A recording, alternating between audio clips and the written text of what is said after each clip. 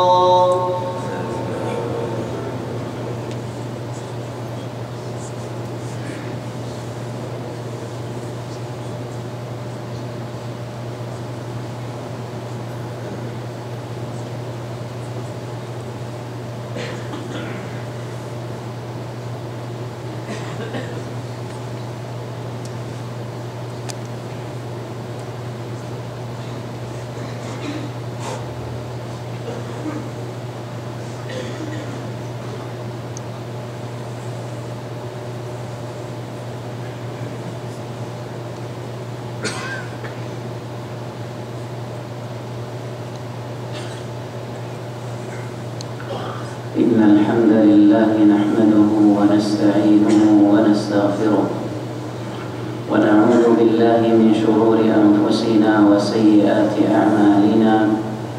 من يهده الله فلا مضل له ومن يضلل فلا هادي له، وأشهد أن لا إله إلا الله وحده لا شريك له، وأشهد أن محمدًا عبده ورسوله صلى الله عليه وعلى آله وأصحابه ومن سار على نهجه واقتفى أثره بإحسان إلى يوم الدين وسلم تسليما كثيرا. أما بعد، فاتقوا الله عباد الله حق التقوى، فإنه من اتقى الله وقاه ومن توكل عليه كفاه. أيها المؤمنون، الشكر لله لا ينقطع، والحمد له لا يخبو ولا يخف، فهو جل في علاه صاحب الفضل والمنة والكرم والجود.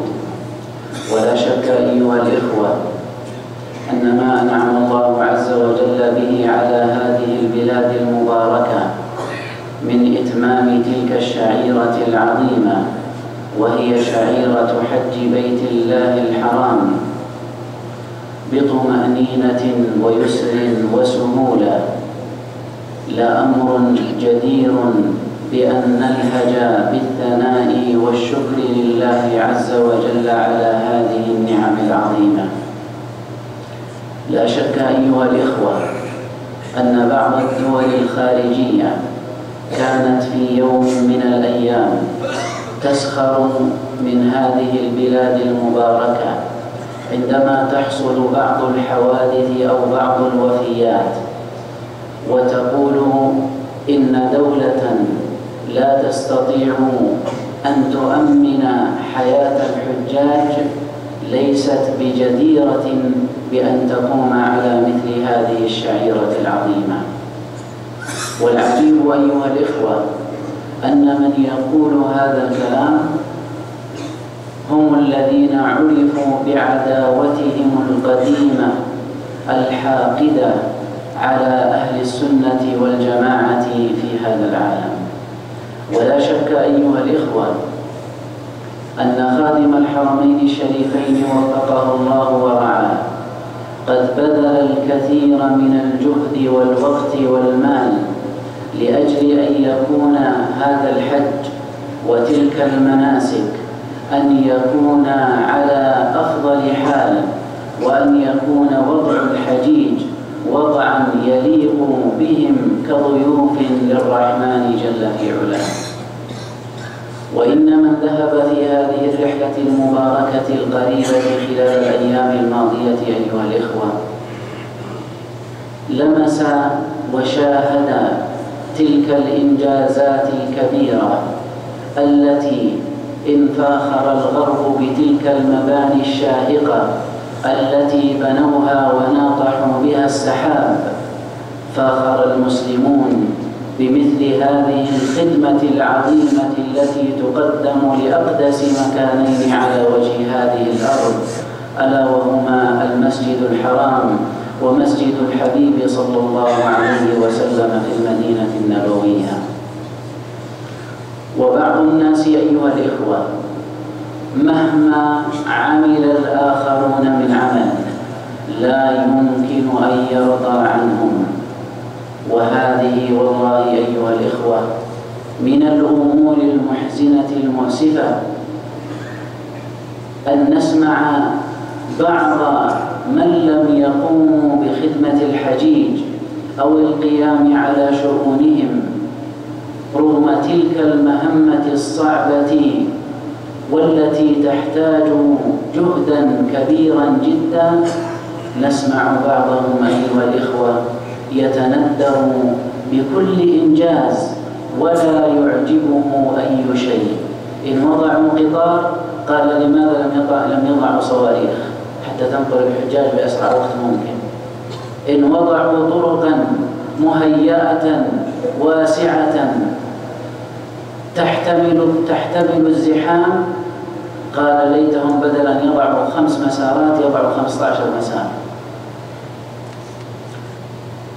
العجيب أيها الإخوة أن مثل هؤلاء الأشخاص إذا رأيتهم في واقعهم الذي يعيشون وجدتهم أبعد ما يكونون عن الإيجابية والإنتاج، وإنما لديهم ذلك اللسان الطويل الذي متى ما جلسوا على مركن أو في مجلس بدأوا يطرحون مثل هذه الأقوال ويتفلسفون ويظنون أن مثل هذه الإنجازات العظيمة التي شهدها القاصي والداني يمكن أن تقام في يوم وليلة. كلا أيها الإخوة، إن هذه الإنجازات وتلك التوسعات العظيمة للحرمين الشريفين استمرت عقودا طويلة منذ عهد النبي صلى الله عليه وسلم وحتى هذا التاريخ المبارك.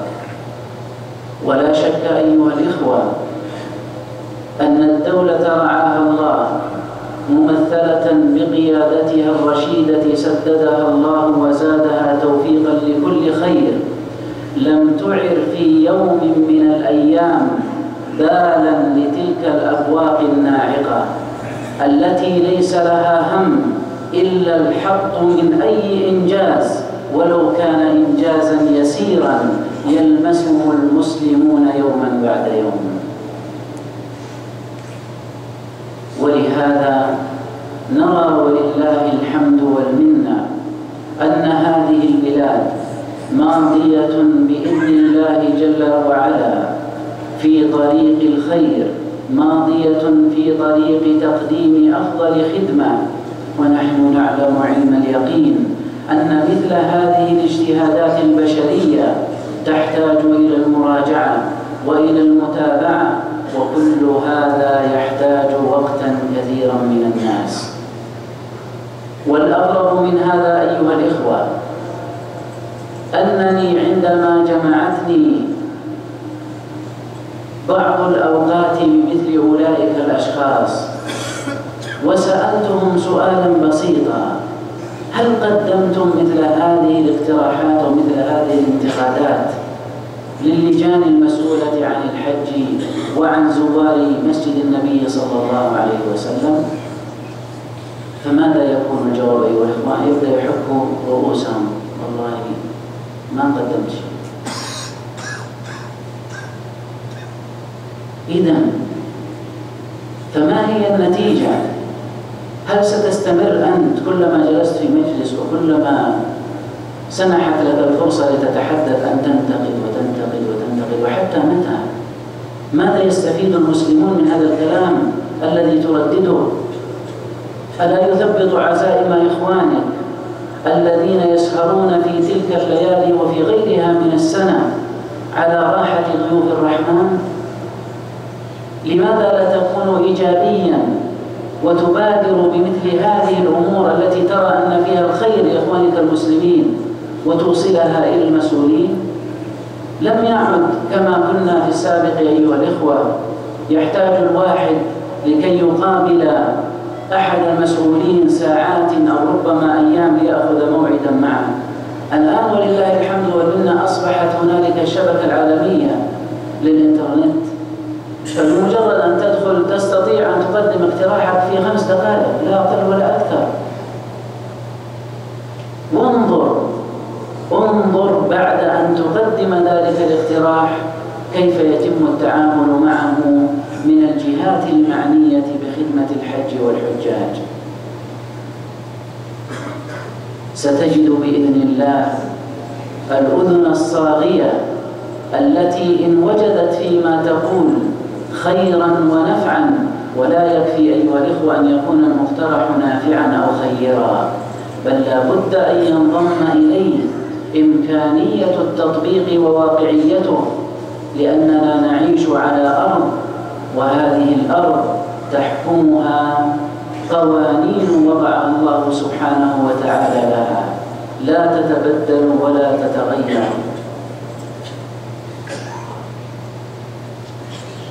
فنسأل الله جل وعلا بمنه وكرمه في هذه الساعة المباركة أن يجزي كل من قام على شؤون الحجيج خير الجزاء في الدنيا والآخرة، وأن يرفع قدره، وأن يعلي ذكره، وأن يبارك له في ماله وأهله وولده، إنه سبحانه وتعالى سميع مجيب. أما موضوع الحج أيها الإخوة فقد استوقفني فيه أن أحد الإخوة جاءني وسألني قبل يوم وقال لي إننا كنا في الحملة وكنا قد حججنا قارنين وبعضنا متمتعين، وكنا في الحافلة، فلما وصلنا إلى ميقات السير الكبير جلسنا في الحافلة كي نصل إلى مكة، وهي مسافة معروف أيها الإخوة أنها ليست بالمسافة الكبيرة. فقال لي جلسنا في ذلك الطريق بعد أن أحرمنا مقرنين وبعضنا متمتعين وكذا. طبعا هم وصلوا يوم الجمعة اليوم 8 من شهر الحجة، يقول من الساعة 2 ظهرا وحتى الفجر من يوم عرفة. يقول أننا وصلنا إلى أسفل الجبل فجر يوم عرفة، يعني كل هذه الساعات وهم ينتظرون في الحافلة. يقول نزلنا من الحافلة مرات كثيرة نشرب الماء ونبرد على أنفسنا وننتظر شوقا لرؤية الكعبة المشرفة. يقول فلما وصلنا إلى قرابة مدخل مكة قال لهم قائد الحملة الآن سنذهب إلى العزيزية وستبدلون ملابسكم وتذهبوا بعد ذلك إلى عرفة. فقال القارنون والمتمتعون نحن كيف نؤدي النسك؟ وين نروح لعرفة وإحنا ما أدينا العمرة؟ قال لا ما يحتاج خلاص توكل على الله.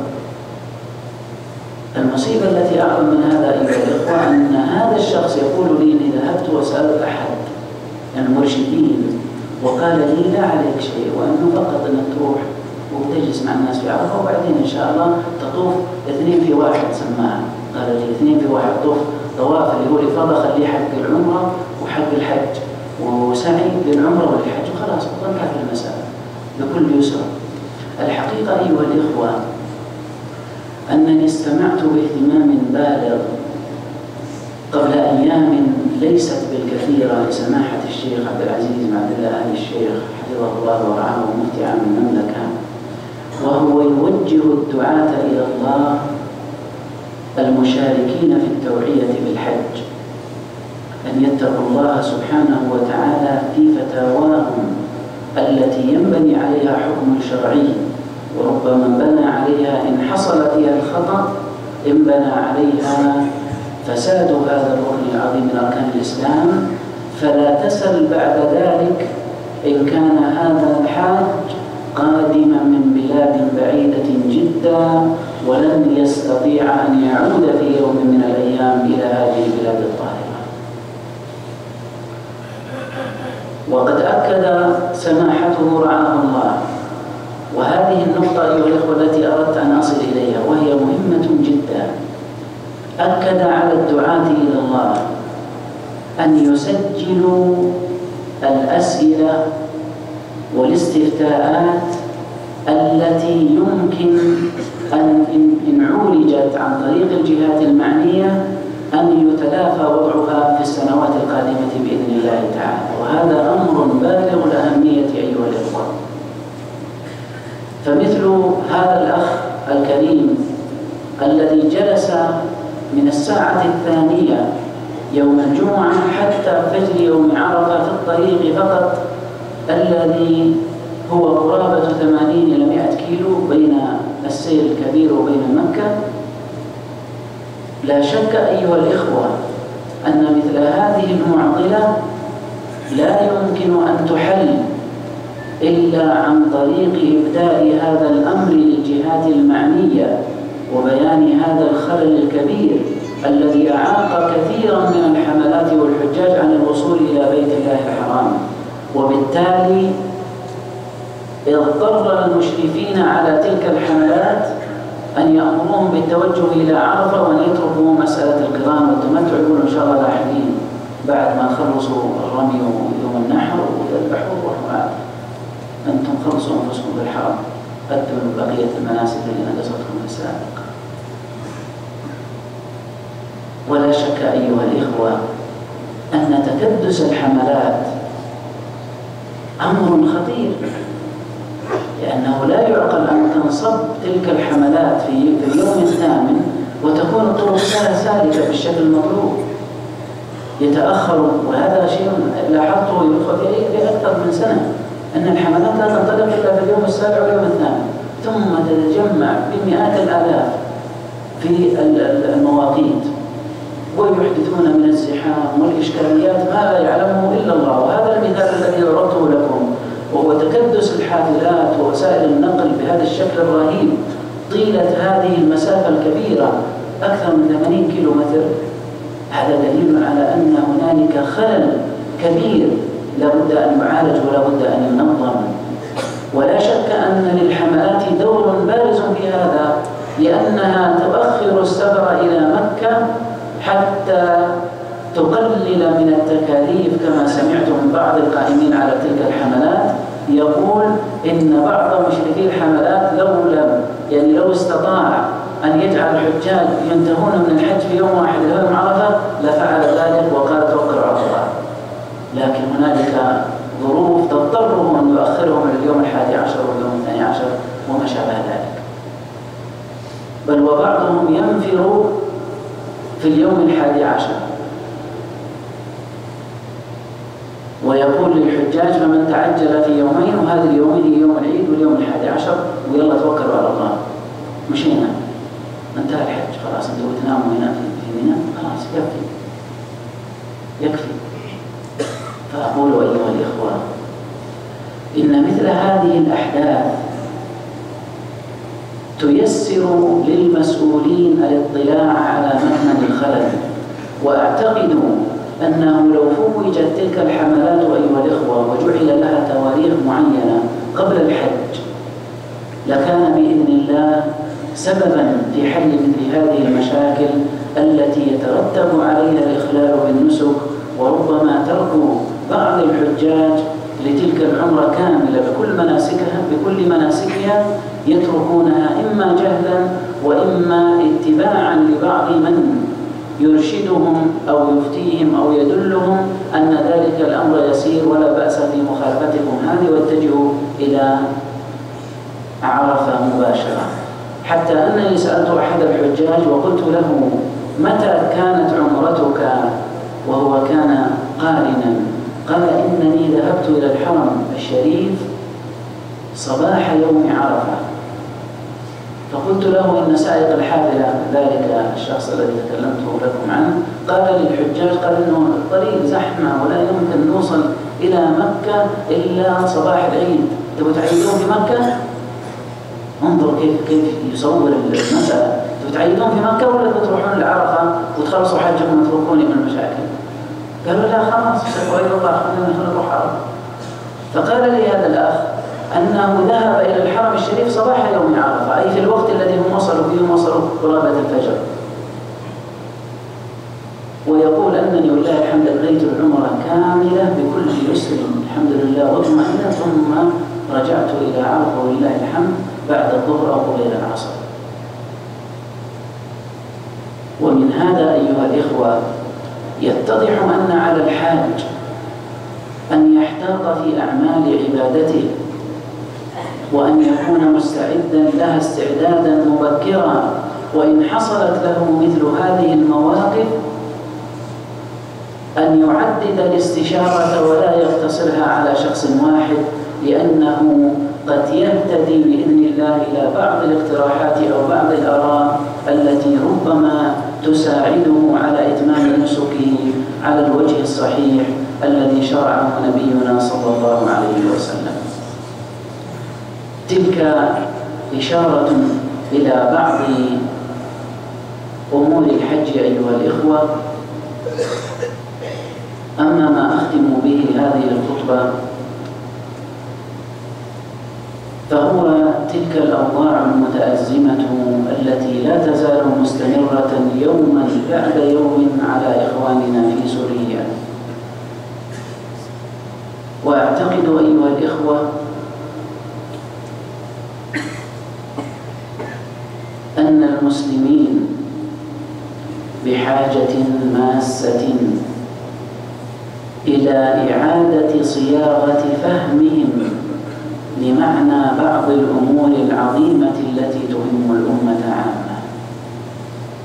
من أبسط تلك الأمور أيها الإخوة التي تعجبت من نقاشات بعض المناقشين في وسائل الإعلام المختلفة والذين يدافعون عن الجيش السوري قتله للأطفال وللرجال وللنساء وتصرفاته التي أصبح الغرب في هذه الأيام يتندرون بها ويقولون انظروا إلى المسلمين كيف يتعاملون مع بعضهم البعض، حتى أن بعضهم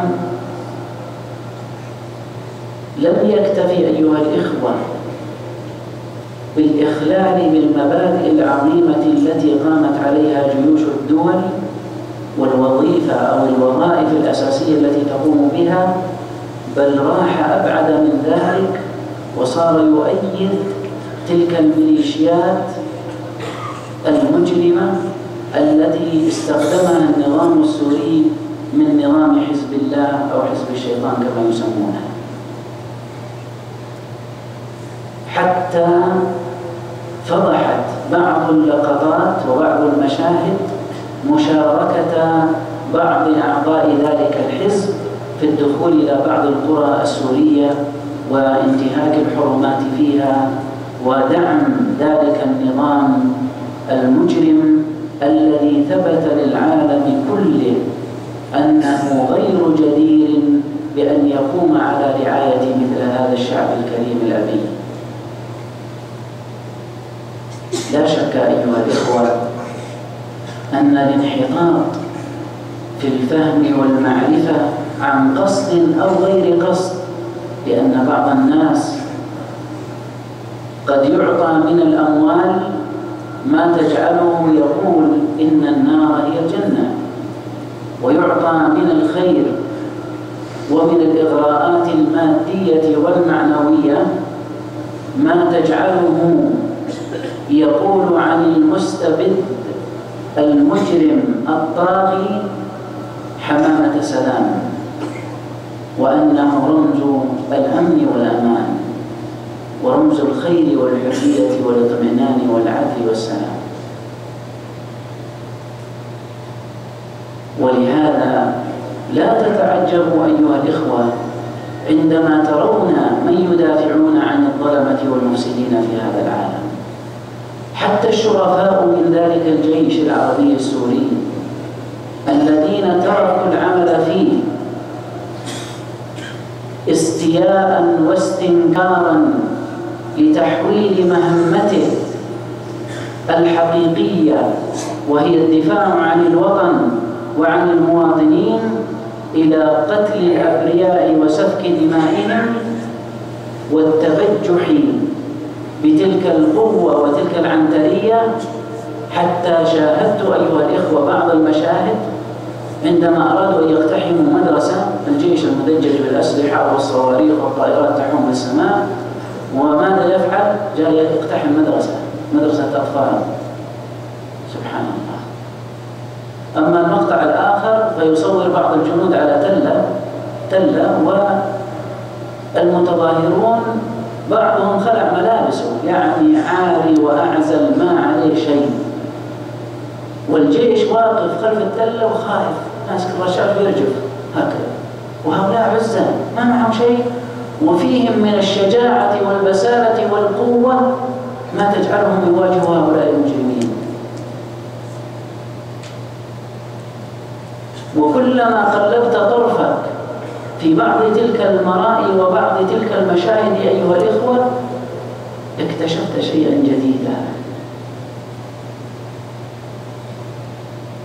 يحتجز الرجال على الرصيف، ثم قبل أن ينفضوا وقبل أن يذهبوا عندما يكثر صراخ الناس واستنجادهم واستغاثتهم يقتلون بدم بارد الناس الذين على رصيف الرشاش وكأنهم دجاج.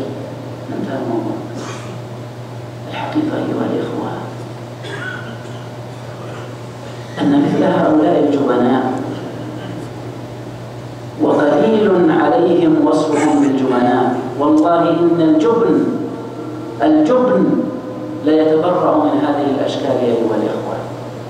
ترفع سلاحك على المدني اللي ما معه سلاح، على العالي على الصدر أيها البعيد، ثم تدعي أنت وقيادتك المجرمة أنهم الممانعة والمقاومة، ونحن الذين هددنا إسرائيل، ونحن الذين فعلنا الأفاعيل، ونحن أي أفاعيل الله يسامح. يرجفون وهم يحملون الرشاشات خلف التلة يخافون من هؤلاء العزة، ويراد من هذه الأشكال أن تدافع عن وطن أو تدافع عن حرمات أو عن مقدسات. ثم يأتي من يسوغ لهم مثل هذه الأعمال المخزية المهينة لشرفهم العسكري، ويسوغ لهم مثل هذه الأعمال الجبانة. ثم نرى بعض المفكرين عندما جاء الكلام عن الحظر الجوي وتأمين المدنيين قال لا، اصبروا وصابروا، اصبروا وصابروا، لا تطلبوا شيء، تطلبوا التدخل الأجنبي، أنتم بتجيبوا مشكلة للبلاد، أنتم بتجيبوا الاستعمار.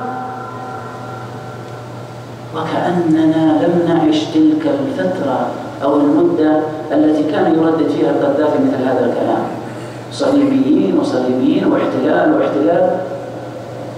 والنهاية هي ما نشاهده الآن، أن كلامه كله كذب في كذب ودجل في دجل، لكي يخدع تلك القلوب الطيبة، القلوب المسكينة التي تريد الأمن والأمان والسلام، التي تريد الحرية وتريد الكرامة، لكي يخدعها بمثل هذا الكلام المعسول ويعيد حكم الاستبداد والقهر والذل. حتى وصل الحال في سوريا إلى أن محل لبيع الفلافل والطعمية لابد أن تأخذ له مسح جوي، فسح من المخابرات العسكرية. محل فلافل وطعمية كان من نظامهم قبل المرسومات الرئاسية الأخيرة اللي فيها البركات كما يقول بعض المحللين وفيها الخير للشعب السوري. كان قبل المراسيم هذه الأخيرة إذا أردت أن تفتح محل الفلافل والطعمية لابد أن تذهب المخابرات العسكرية يعطوك التصريح، ثم تأتي الطائرات وتصور هذا الموقع لا يكون فيه المفاعل النووي بالمشكلة. إلى هذا الحد وصل الإذلال والتعنت مع الناس وإيذائهم حتى في لقمة عيشهم. لا شك أيها الإخوة أن هذه الظلمات هي ظلمات بعضها فوق بعض. أينما قلبت طرفك في حال إخواننا المنكوبين في ذلك البلد وجدتهم قد عانوا الأمرين.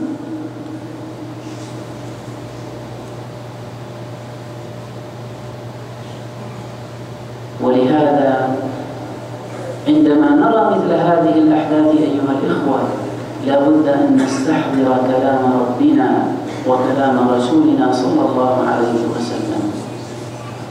فالنبي عليه الصلاة والسلام كما ثبت في صحيح البخاري أنه وجدت امرأة مقتولة في بعض مغازي النبي صلى الله عليه وسلم، فنهى عليه الصلاة والسلام عن قتل النساء والصبيان. هذا في الحروب مع الكفار المحاربين، فما بالكم أيها الإخوة بقتل الأطفال المسلمين وتقطيع أوصالهم بشكل وحشي من أجل إخافة باقي الشعب وإرهابهم.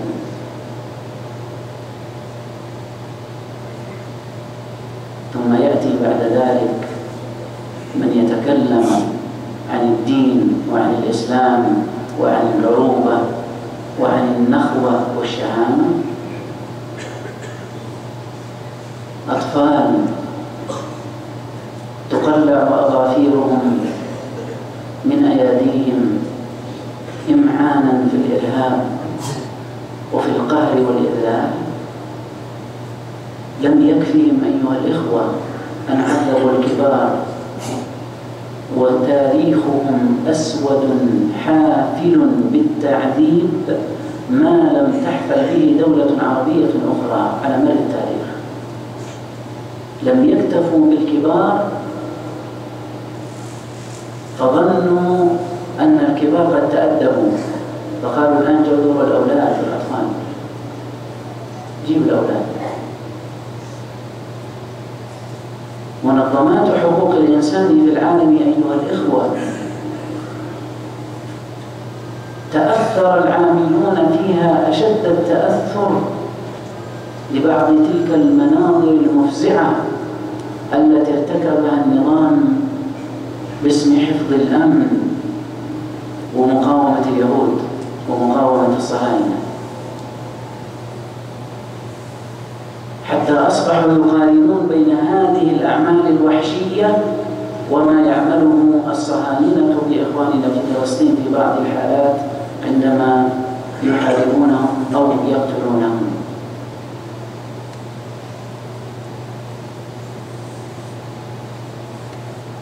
ويا سبحان الله، من ترك العمل مع هذا الجيش المجرم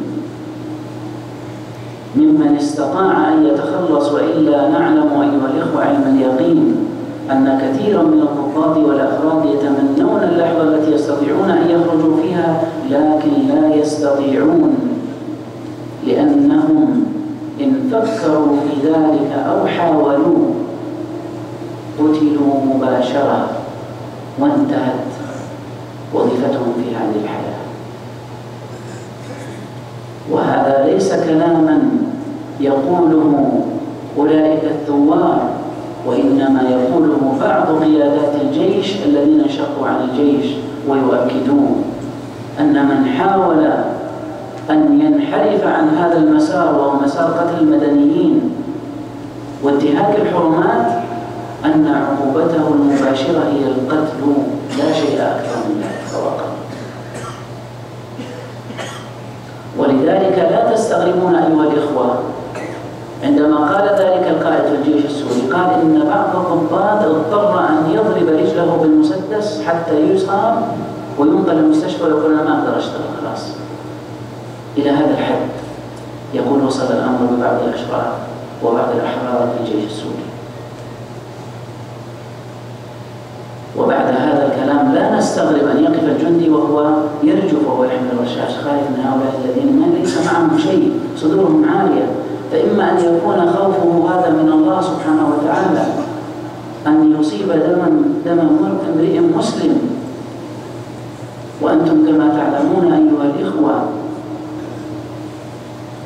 أن المصطفى صلى الله عليه وسلم قد قال من استطاع أن يجعل بينه وبين أن يصيب دم امرئ مسلم ساعة أو فسحة فليجعل، لأن موضوع الدماء موضوع خطير ومهم جدا عند الله سبحانه وتعالى. فأقول إن كان هذا الجندي الخائف إن كان خائفا من الله سبحانه وتعالى وحريصا على إخوانه المتظاهرين وغيرهم من العزل فهذا أجره عند الله عظيم. وإن كانت الأخرى فهي دلالة على الفراغ الروحي الذي يعيشه مثل أولئك المجندون ويحاولون بتلك الترسانة من الأسلحة التي استخدموها من إيران ومن بعض الدول الغربية مثل روسيا وغيرها لكي يركعوا الشعب، يعتقدون أنهم بتسلحهم ذلك ربما أخافوا هذه الجموع وردوها أو ثنوها عن هدفها وغايتها. أما الشهداء ومن أصيبت بأبنائها وفلذات أكبادها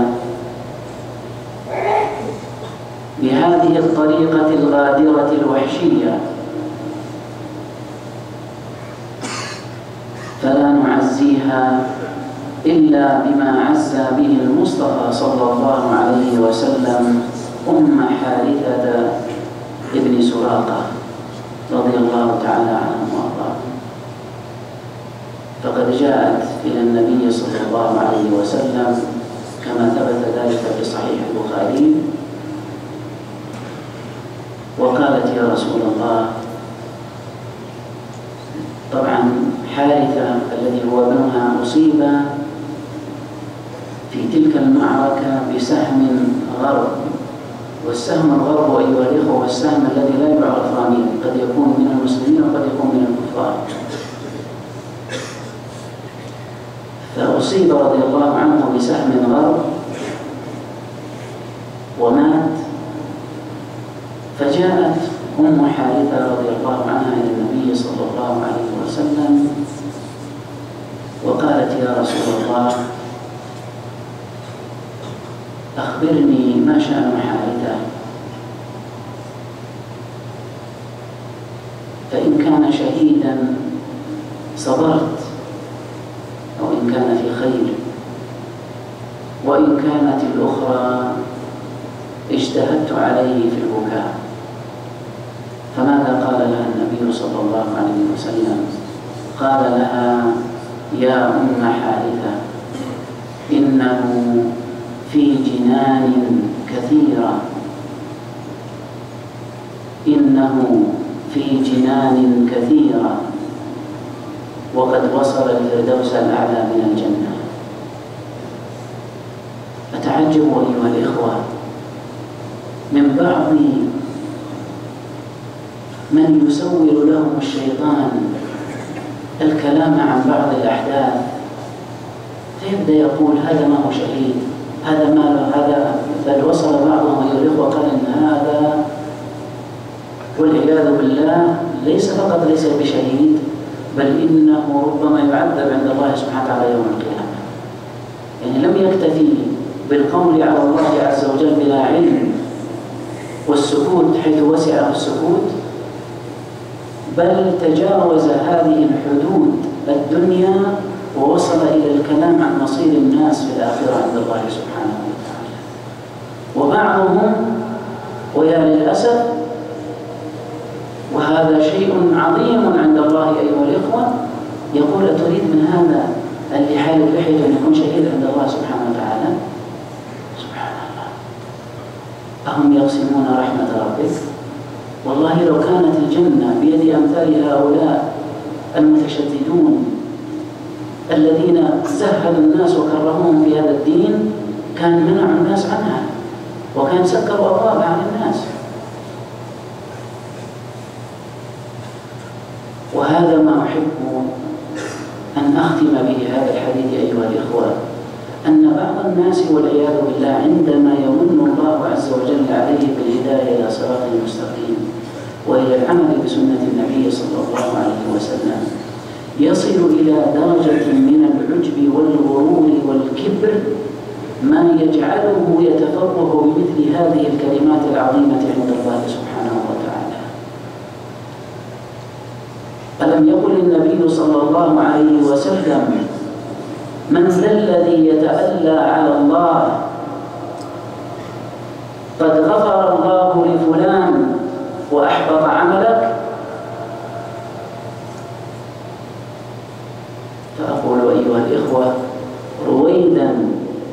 رويدا لا يحمل الإنسان نفسه ما لا يستطيع عندما يقابل رب العزة والجلال، لأن النبي صلى الله عليه وسلم قد قال لمعاذ رضي الله تعالى عنه وارضاه: ويلك يا معاذ أو ويحك،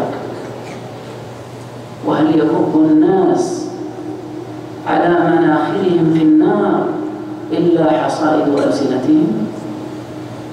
قد ينطق الإنسان بكلمة لا يعلم وقعها عند الله جل وعلا يهوي بها في النار 70 خريفا، وهو يظن أنه على خير وأنه لا عالم غيره ولا عارف بسنة النبي صلى الله عليه وسلم غيره.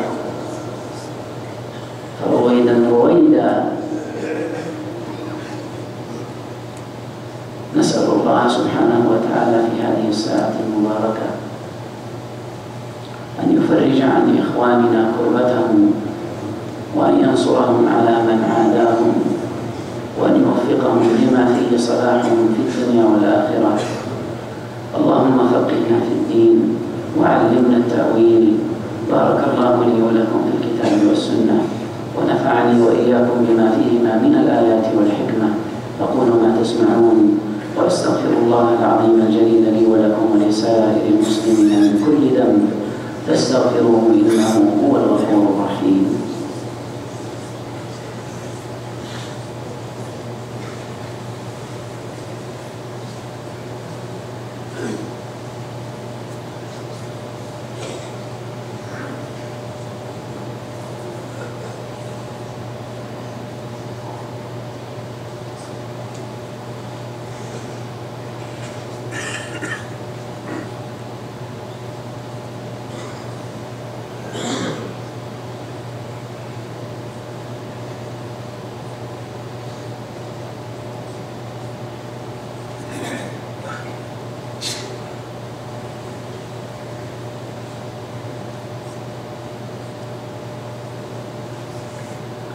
الحمد لله رب العالمين، والعاقبة للمتقين، ولا عدوان إلا على الظالمين، وأشهد أن لا إله إلا الله وحده لا شريك له، وأشهد أن محمدًا عبده ورسوله صلى الله عليه وعلى آله وأصحابه ومن سار على نهجه واقتفى أثره بإحسان إلى يوم الدين وسلم تسليمًا كثيرا. أما بعد، فاتقوا الله عباد الله، واعلموا أيها الإخوة أنني لم أضرب لكم مثلا بهذا الكلام العظيم الذي توارد على بعض ألسن المسلمين عن مسألة حلق اللحية وتربيتها، إلا لأنني شهدت يوما من الأيام لن أنساه ما حييت. في يوم من الأيام أيها الإخوة، كنا بعد صلاة الجمعة في منزل سماحة شيخنا الإمام عبدالعزيز بن باز رحمه الله رحمة واسعة، وجزاه عنا وعن المسلمين خير الجزاء. وكان المجلس في ذلك اليوم مصطكا من أوله إلى آخره. ومن المعروف أيها الإخوة أنه يقرأ بعد صلاة الجمعة عند سماحة الشيخ في آخر حياته كتاب تفسير الإمام البغوي رحمه الله رحمة واسعة. المهم أنني في يوم من الأيام أيها الإخوة لفت انتباهي أحد الحاضرين الذين يجلسون بالقرب من سماحة الشيخ، أنه سأل الشيخ سؤالا أعرف شخصيا ما مغزاه من خلف هذا السؤال، لأن مثل هذه الأسئلة أيها الإخوة يستند عليها المتشددون، بل أعلى من ذلك الذين يكفرون المسلمين يستندون على مثل هذه الأفكار العقيمة. فقال: يا سماحة الشيخ، هذا سؤال بريء كما يسمونه، ونحن نعلم أيها الأخوة أن بعض الناس لديه من الأساليب الملتوية التي تجعل الحق باطلا والباطل حقا إن أراد، ومن الأساليب الملتوية التي يستعمل فيها الفتوى لإثارة الناس وتأجيج العامة، وأيضا إثارة الفوضى والقلاقل والبلابل. فقال ذلك الرجل: قال: يا سماحة الشيخ عبدالعزيز، عندي سؤال. قال تفضل. قال يا شيخ عبدالعزيز، أليس الذي يداوم على الصغيرة يعتبر مرتكبا للكبيرة؟ فهذه المسألة أيها الإخوة هي من المسائل التي شدتني، وهي مسألة أن المداومة على الصغيرة تحولها إلى كبيرة.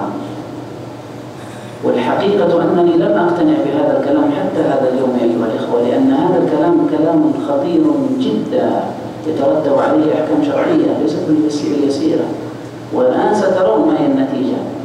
فقال له أليس من يداوم على الصغيرة يا سماحة الشيخ يعتبر قد حولها إلى كبيرة من كبائر الذنوب؟ فالشيخ رحمه الله على المذهب المعروف قال نعم، من يداوم على الصغيرة تتحول إلى كبيرة. فأردف بسؤال فقال يا سماحة الشيخ، طيب اللي يحلق لحيته كل يوم الصباح أليس مصرا عليها؟ ألا يكون مرتكب للكبيرة؟ ماذا تتصورون أيها الإخوة موقف سماحة الشيخ عبدالعزيز؟ لم أره في يوم من الأيام في موقف محرج جدا مثل ما رأيته في ذلك اليوم. وكان ذلك اليوم أيها الإخوة قبل أحداث الإرهاب التي جاءت إلى المملكة بفترة يسيرة جدا جدا. فماذا فعل سماحة الشيخ أيها الإخوة؟ أطرق رأسه وكان يجلس على الكرسي رحمه الله، وبدأ ينزل رأسه إلى الأسفل ويقول إنا لله وإنا إليه راجعون، لا حول ولا قوة إلا بالله، لا حول ولا قوة إلا بالله، إنا لله وإنا. الآن الأمة تنتظر فتوى. هذا دين، هذا دين تدينون الله سبحانه وتعالى به، وليس مسألة أنه اجتهاد وما اجتهاد كما يصورها بعض الناس. هذا دين يريد الناس أن يعرفون دينهم. فسماحة الشيخ رحمه الله جلس أيها الإخوة أكثر من 3 دقائق أو 4 دقائق لأول مرة أشاهد سماحة الشيخ في هذا الوضع، ولا يزيد على أن يقول إنا لله وإنا إليه راجعون، لا حول ولا قوة إلا بالله، لا حول ولا قوة إلا بالله. وذلك الرجل كلما مرت دقيقة أو دقيقتان يا سماحة الشيخ أفتنا جزاك الله خيرا، والناس تنتظر الفتوى طبعا، والمتشددون الذين يحملون السلاح في الخارج ينتظرون فقط مثل هذه الفتاوى. يا سماحة الشيخ الذي داوم على حلق لحيته هل يعتبر مرتكب الكبيرة؟ والشيخ لا يزيد على قوله إنا لله وإنا إليه راجعون، لا حول ولا قوة إلا بالله. بعد 4 أو 5 دقائق أيها الإخوة قال الشيخ رحمه الله رحمة واسعة كلمة واحدة فقط، لم يزد عليها رحمه الله، ولا أذكرها في هذه اللحظة، ولكني أذكر أنها إحدى كلمتين، إما أنه قال رحمه الله الله أعلم، أو قال أتوقف في ذلك، وسد بذلك رحمه الله رحمة واسعة بابا كبيرا كان المتشددون يأملون أن يظفروا به في تلك اللحظات لكي يستحلوا به الحرمات ويستحلوا به عداوة المسلمين وهجرهم وتفسيقهم، وأن يصلوا إلى المرحلة الأخطر والأكبر من هذا كله، وهي إخراجهم من الدين واستحلال دمائهم وأموالهم وأعراضهم. فأقول أيها الإخوة إن هذا الدين العظيم ليس بتلك السهولة التي يتصورها بعض الناس، لأن الفتوى عندما تصدر من عالم يترتب عليها أمور عظيمة جدا في المجتمع وعند الله سبحانه وتعالى. ولذلك ينبغي لنا جميعا أيها الإخوة ونحن نطالع كتاب الله ونتأمل في سنة رسوله صلى الله عليه وسلم ألا تغلبنا العاطفة أو تغلبنا بعض أقوال الفقهاء الذين يصورون بعض المسائل على أنها مسائل محسومة في الدين ولا مجال فيها للخلاف بين المسلمين. أو أن هذه المسألة فيها نص صريح عن النبي صلى الله عليه وسلم ولا يمكن أن أفتي بغير ذلك. ينبغي للعاقل وهو يتأمل نصوص الشرع أن يستحضر عقله وألا يسلم عقله لبعض الآراء المتشددة التي لو طبقت لظهر بسببها فساد عريض لا يمكن إيقافه في يوم من الأيام. فنسأل الله سبحانه وتعالى أن يرحم سماحة شيخنا رحمة واسعة وأن يجزيه خير الجزاء. هذا واعلموا رحمكم الله أن أحسن الحديث كتاب الله وخير الهدي هدي محمد صلى الله عليه وسلم وشر الأمور محدثاتها وكل بدعة ضلالة. هذا وعليكم بجماعة المسلمين فإن يد الله على الجماعة ومن شد في النار.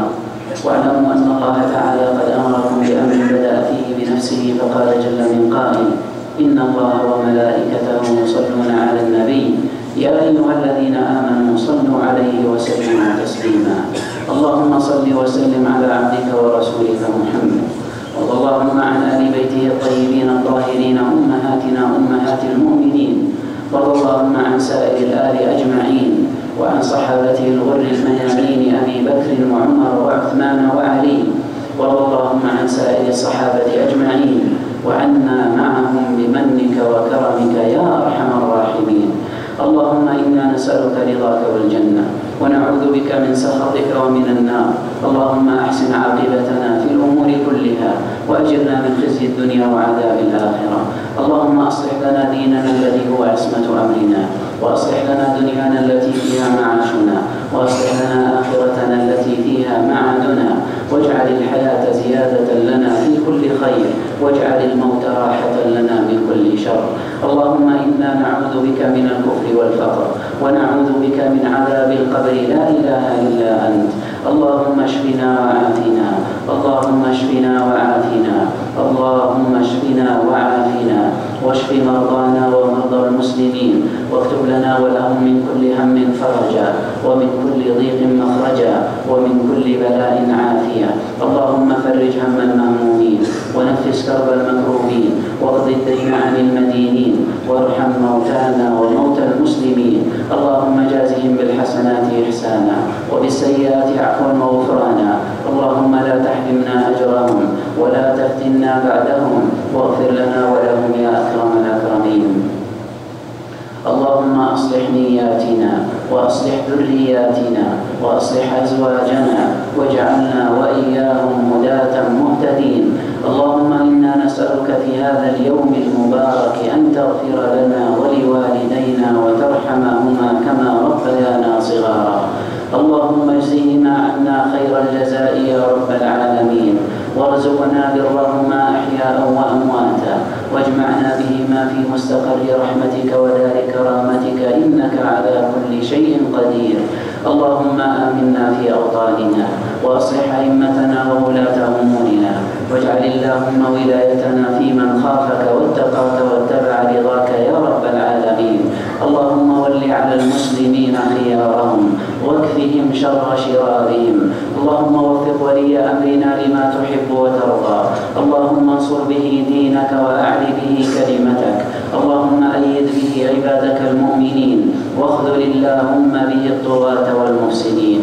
اللهم أعز الإسلام وانصر المسلمين واجمع كلمتهم على الحق يا رب العالمين. اللهم وهيئ لهم من أمرهم رشدا. اللهم هيئ لهم من أمرهم رشدا. اللهم هيئ لهم من أمرهم رشدا. اللهم كن لإخواننا المستضعفين من المسلمين في كل مكان. اللهم أعطهم ولا تحرمهم وزدهم ولا تنقصهم. اللهم كن لهم ولا تكن عليهم وأعنهم ولا تعن عليهم. اللهم ومن أرادنا أو أراد بلادنا أو المسلمين بسوء فأشغله بنفسه واجعل كيده في نحره واجعل تدبيره تدميره يا قوي يا عزيز. ربنا آتنا في الدنيا حسنة وفي الآخرة حسنة وقنا عذاب النار. ربنا لا تزغ قلوبنا بعد إذ هديتنا وهب لنا من لدنك رحمة إنك أنت الوهاب. ربنا اغفر لنا ولإخواننا الذين سبقونا بالإيمان ولا تجعل في قلوبنا غلا للذين آمنوا ربنا إنك رؤوف رحيم. اللهم أحينا مسلمين وتوفنا مسلمين وألحقنا بالصالحين واجعلنا من ورثة جنة النعيم. اللهم اجعل خير أعمالنا أواخرها وخير أعمالنا خواتمها وخير أيامنا يوم نلقاك يا ذا الجلال والإكرام. اللهم إنا نعوذ برضاك من سخطك وبعفوك من عقوبتك وبك منك لا نحصي ثناء عليك أنت كما أثنيت على نفسك. وصل اللهم وسلم على النبي الأمي محمد وعلى آله وأصحابه